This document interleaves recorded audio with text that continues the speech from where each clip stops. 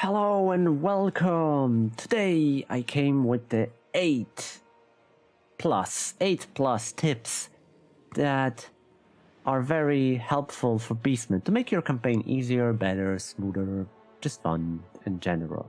So I made a couple of videos for different races. This time comes for Beastmen because I've been playing Beastmen recently on stream a lot, and in private time different fraction, just to have this knowledge perfectly gathered for this race. And Beastmen are really good, really fun, and if you struggle with them, I hope this video will help you. So yeah, that's enough for here. Enjoy.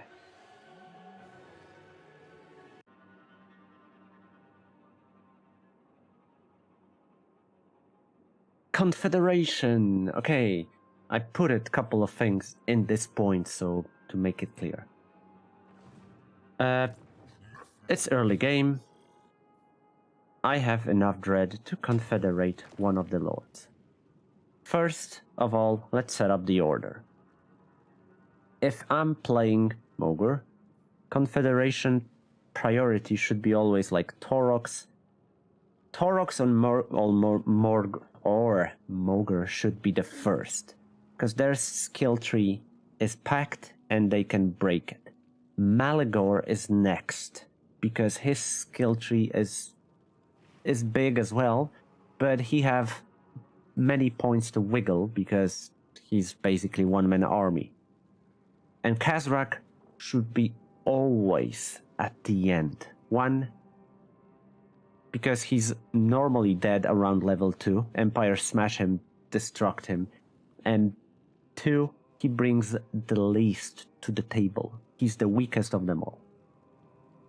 So earlier you confederate them, you have higher chance to have them alive, which means they have somewhere else Heardstone, which means you can spread destruction in more places. That's wonderful.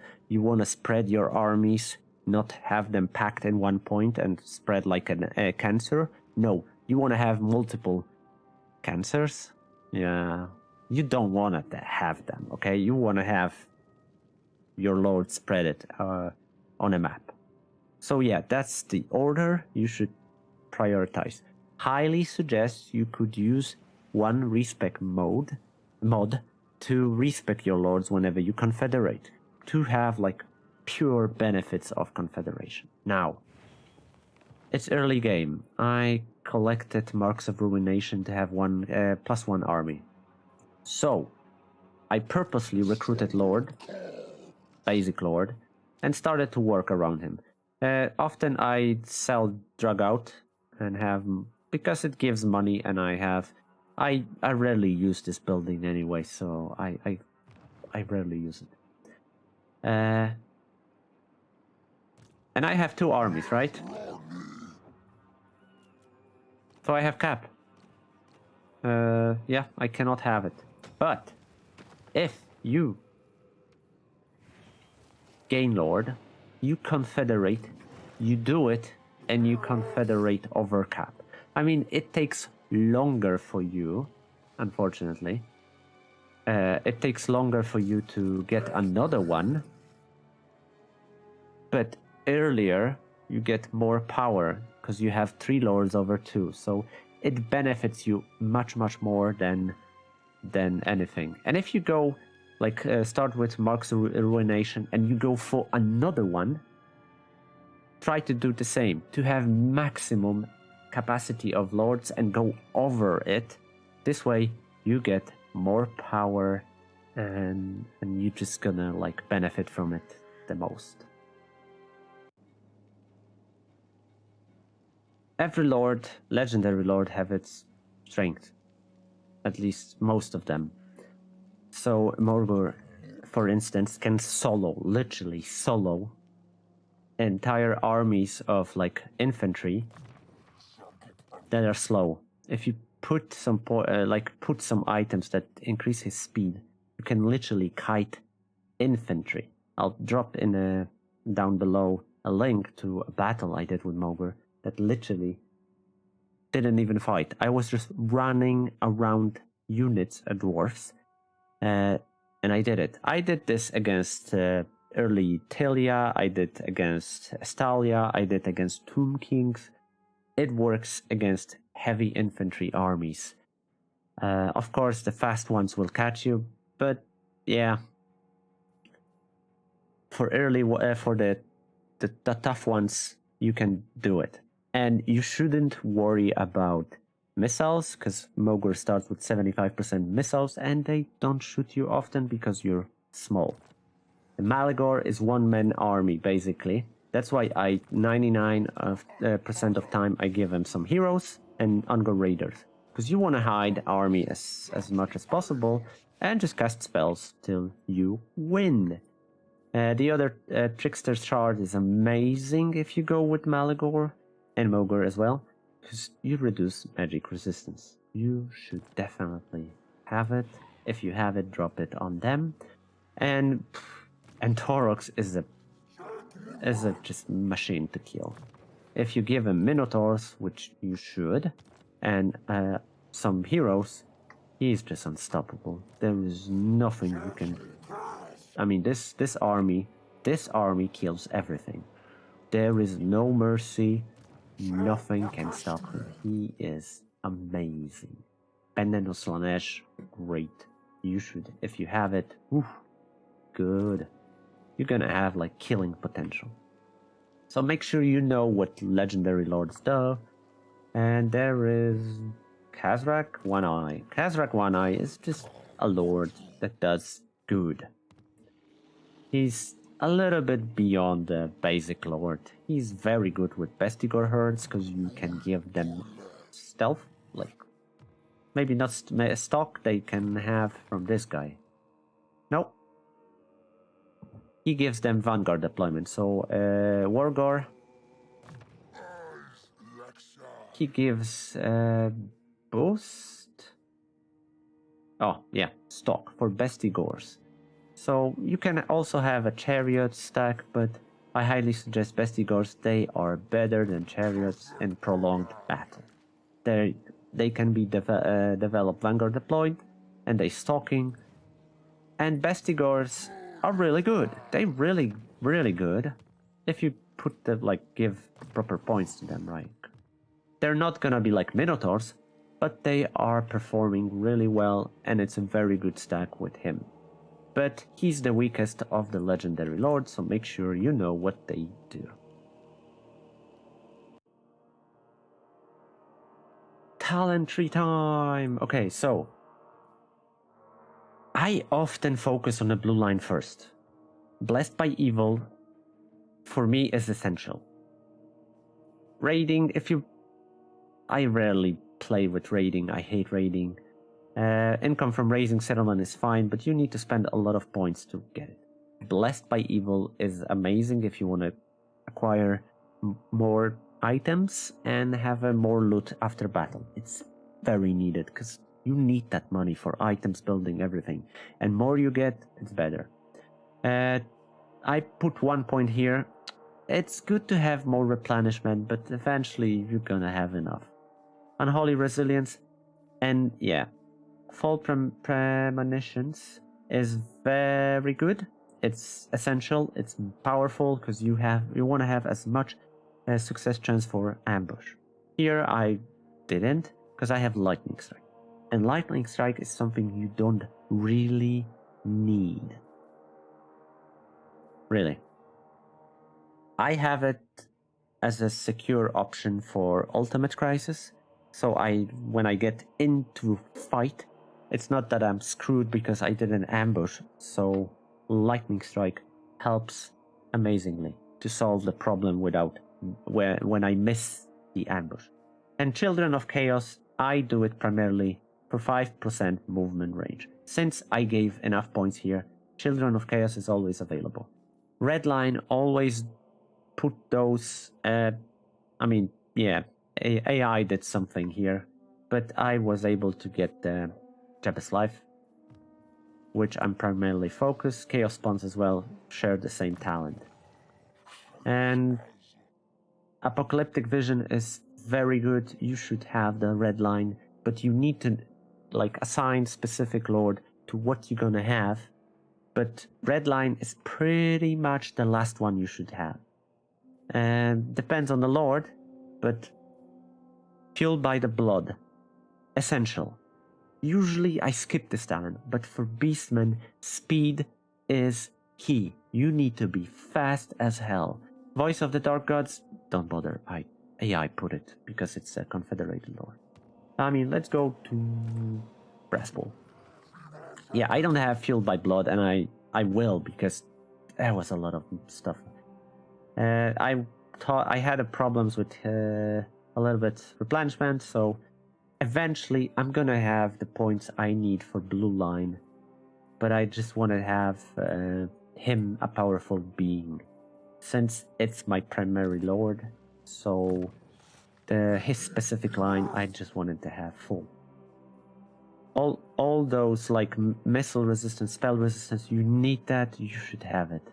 And often lords have an option to be more defensive or offensive. I always go defensive because beastmen are very powerful on its own anyway, and they lack of defensive side, so I'd rather have like melee defense for minotaurs and be more sustainable and just survive. So yeah, of course, personal orange line. I mean, now it's just orange everything, but yeah, good to have Deadly Onslaught for specific lord. When it comes to Malagor, nothing changed. Red line doesn't really matter, blue line matters sometimes. Same story, lightning strike, just secure. Spells. This is Smoke and Mirrors, and Bestial Surge is something you don't really need. AI put it. So yeah. And I choose armor and melee defense because sometimes I charge in melee to finish them with Mantle of Crows and Banner of Madness. I use Banner of Madness on him as well. I have also Blind Eye of Seeing to have a Cygor as a like support. I'll get into Cygor in a moment. So yeah, that's the talents you should focus. Make sure you have as much post-battle loot and ambush success chance. Horde buildings. Okay, so this is very simple.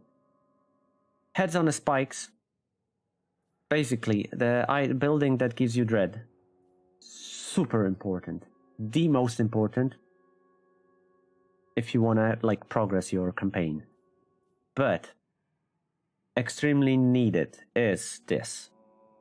Shaman's Pyre gives you the tier 2, gives you, or 3 actually in this case. It gives you ability Shatterstone that lets you break towers or walls or anything. It's powerful and let your non-legendary lord instantly launch the siege. It's great. You can like break 2 towers or 4 usage at the end, but usually 2 is enough. You can also use it to like snipe heroes or some valuable units on the walls when you demolish wall under their feet. So Shatterstone must have for every siege. You're gonna have your life gonna be way easier. But that's not it. That's not over. Vile Entropy. Key usage. Trust me, I win so many battles because I use it. Usually scenario looks like this. If it's a ambush, which happens often with the Beastmen, the range units are packed together. I don't use it on artillery because artillery is primarily the target. I send my units first. But the range units are packed together. One Vile Entropy, boom. Their ammunition 75% gone. If you use the same another time, it removes completely. Usually in Warhammer 2 it didn't work anymore on a unit you use once. But in Warhammer 3 it blows out all the ammunition. If it's not the ambush, often AI stand still because they don't see half of your army sometimes, or they have artillery, so they're waiting, range superiority or something. They stand still, and you can like move with your legendary lord to make them move, and sometimes they walk on each other, so you can like use vile entropy on 4 or 5 units right away. Boom. And oh, sorry, yeah, I had a lag. And often they don't just shoot a legendary lord, so you can go and do whatever you want. And the third building, it's Mound of Blades, and gives you Touch by the Moon, which I said before. It's wonderful for Cygor. You make Cygor unbreakable, physical resistance melee attack. You just make him powerhouse that can last longer, and also increase your loot chance, loot after battle, and drop chance for items. So these buildings are key. Those 4 support must have. When it comes to basic military recruitment, it's up to you what you're gonna do. I drag out the first building. I don't build often. It's because all I need is for Wargor. I rarely use this building. Yeah, it just doesn't work. The poo building, because it looks like a poo for me, only if I want to have Jabba's Life or Chaos Spawns. So depends which army you're going to use, you should build those buildings. Nothing else. It's a waste of money if you try to, I'm going to build everything. You can, but what for? Instead, spending money here, you can spend on another lord. Like, okay, this is Bob buildings. Let's go for Malagor. Malagor have nothing military because I don't use any units for him. I have this. Giant is for sentiment. But everything else is fine. Malagor is working double shifts. But so yeah, make sure you know which units you're gonna use. But the support buildings must have all. They will make your campaign way easier and much more enjoyable, slaughtering Dark Elves primarily and any other. Yeah. Okay, so you must remember and know to have option to buy items, and some of them are really essential. Battle's Scarred Angor Raider.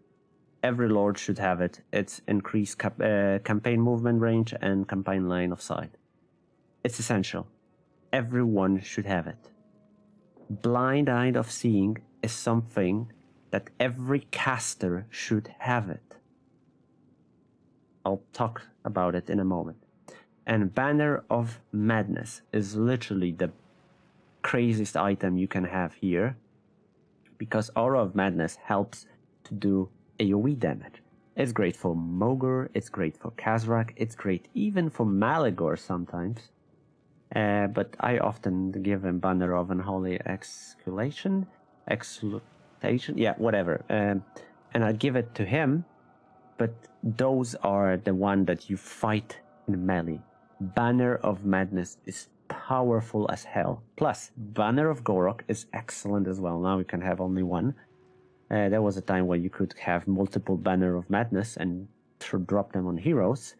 You could, unfortunately, they changed it. The same goes for runes in dwarves. But Banner of Gorok is also great. Heardstone Amulet is quite good if you need to have Lord deployed really quick, like Mogr. It's very good. Now, Champion of Essence is something every hero could have and should have. Back in the day, it was also giving healing, but now Trollhide is the only one, I guess. But yeah, Perfect Vigor works great. You should have it. Sometimes you can spend Dread to just buy some cheap item and to fuse them, to search for the Trollhide. So yeah, they're really good, and sometimes I get items over like buying a building, because yeah, building is very important, but items provide you insane amount of power creep. Because like I said, Banner of Madness in early game is massive.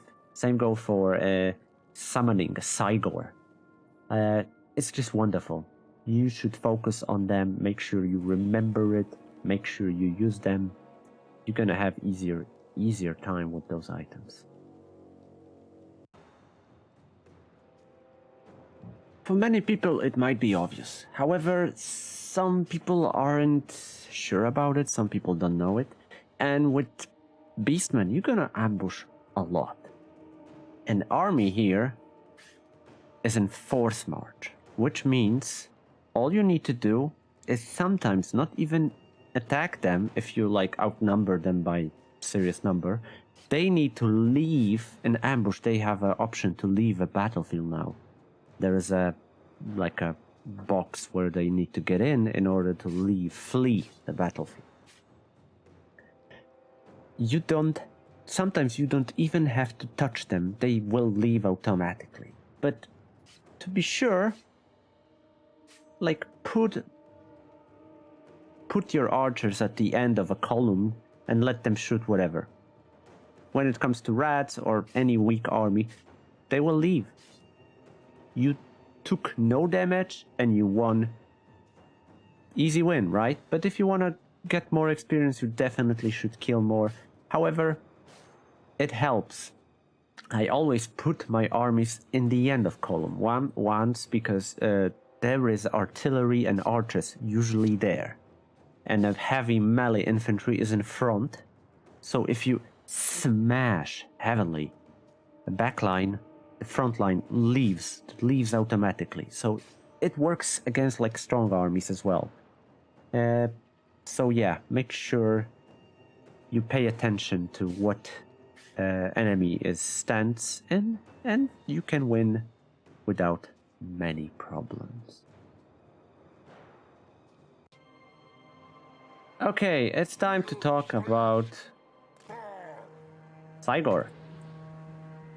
I often I said that you should have Cygor summon item for every caster. If you don't have anything better, summon Cygor is amazing. Okay. Don't ever use Cygor against towers. It sucks. That's the first thing. Second, you can use this summon to be a bait for armies to focus on it. Melee and range. You put it in front of your like Anchor Raiders and he's shielding them. He's such a high value unit. It's just amazing to be as a tank. Sometimes I rush in somewhere, like on a battlefield, and I summon Cygor on the opposite side. So army starts literally split, and they go for Cygor. See, it almost did nothing. And they split, so some part of army come to my main army, and some go to Cygor. So Cygor is excellent destruction. Sometimes they focus on him, and I can cast spells on top of him because they are focused very, very much on Cygor. It's a summon, but after all, it's a summon of high tier units, so AI is programmed to focus on it. Tier have abilities from buildings. There is one more building and gives you Touch by the Moon ability. It makes him powerful, very strong unit. It gives them resistance and a lot of power. I tend to often, because I have abilities from talent tree and from item. There's 4 usage on maximum when you build up maximum the building. And whenever I summon Cygor, look, almost did nothing, so never use it. But yeah, he degrades anyway. So the Touch by the Moon does massive damage at the end of it. So normally it will hurt unit, but because it's summoned and will die anyway, it's best target for Touch by the Moon. It makes him killing machine that can like strike lords, heroes, or valuable units, and it makes him tough opponent. So you have more time to cast spells, shoot target, or whatever you want, because they focus on him. So Cygors are wonderful. The summons are wonderful, and you should use it. They also soak a lot of arrows. So you can, if you lack of unit to like burn some ammo, because yeah, you didn't burn it, you don't have Val entropy, which is essential, then you can use Cygor as a bait. It's gonna work. It's, if you don't know how it works, come and see my stream. I do stream for some time with Torok's campaign, and almost every battle includes Cygor shenanigans. Yeah, that's a wordy pronunciation. Cygor shenanigans are great. You should have them, you should use them. Okay, this might be controversial for some of you, but don't get attached to your Heardstones, to your cities, basically. Don't bother. Just don't. Perform ritual. Look, I have an army coming here, and since I have like everything maximized here, so I don't need marks of ruination, I don't need that ritual. Okay, I'll do it, but it gives me nothing. I mean, it blocks only settlements from resettle, whatever. But I'm not gonna defend it. I mean, yeah, it gives me bonuses. Some of the settlements gives you bonuses. If I could, I would defend it. But I'm far away, and it's not worth for me to go and defend it. It's very nice when they provide you a vision. The magic buildings provide you a vision, so you know exactly the entire blood ground what it gives you from this settlement. It's visible, so you know when enemies are coming. And because it's so many enemies, I'm not gonna bother with defending it. All I keep it for ritual and maybe some fast recruitment for new lords. Like here, there was a one guy. I had a Heardstone, but it was blown up. Whatever. Wait, what? There's some rats here? Okay. Yeah, I'm not gonna win this with the basic army. But yeah, so just don't get attached. Move on with your life. You don't need buildings. You don't need settlements. It's nice to have them, obviously, but just don't. I mean, one of the best ones is Oak of Ages, but also Nagaron. Because Nagaron is giving you... Oh, it's been taken by these guys. Ultimate Crisis. But yeah, Nagaron gives you like armor for all armies. So it's nice, it's nice. But don't get attached, ignore them, move on with your campaign. Kill, kill, kill, demolish. And if you can defend it, defend.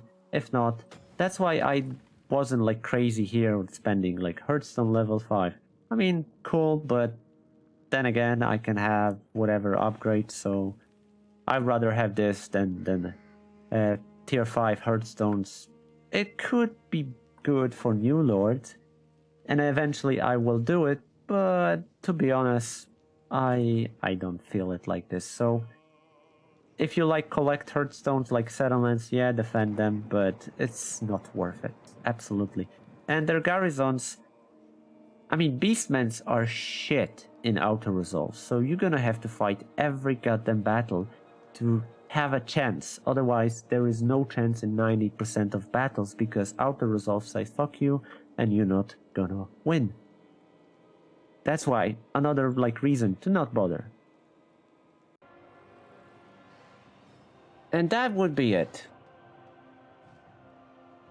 Those were the main I found, I figure out. If there's something I missed, you can always leave me a comment. But there's other things I could mention here, like honorable mentions. Beastmen are amazing, very versatile and powerful army. Very aggressive, but also defensive playstyle can be done. They're one of the best targets to deal with Ultimate Crisis thanks to their mechanics, like burning ammo, ambush all the time, or just being very powerful. So they are extremely well. What's the great stuff is about them is that the basic army, like tier 0, Ungo Raiders, perform so well you can do miracles with them even in late game. Of course, you need to give them a talent, and the talent tree, maybe skill tree if you want to do with them. Malagor with them works great.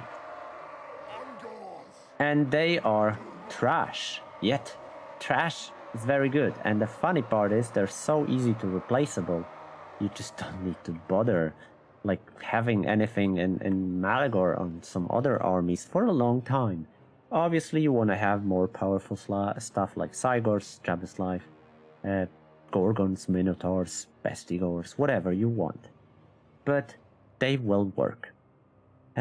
Remember that you can still burn ammo. You need to be... It has to be big unit. Can be Gorgon, can be Cygor, can be Jabeslav, can be unit, hero, or lord on a chariot. They excellent burn ammo as well.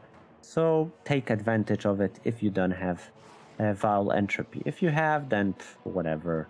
Just make sure position enemies that you can burn multiple ammo and units.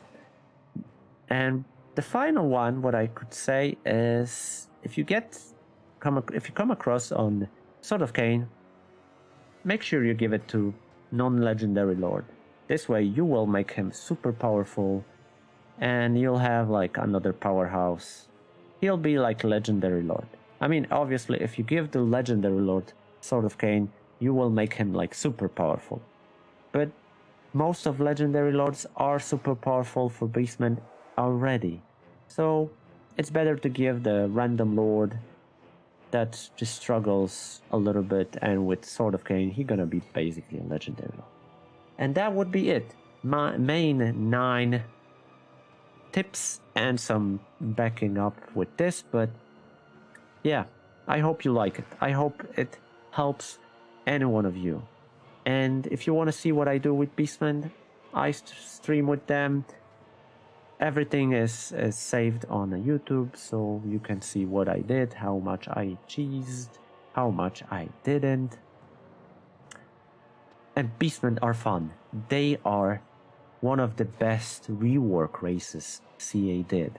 Wood Elves are also great, but Beastmen are almost perfect. I would say they're amazing. The gameplay is so much fun.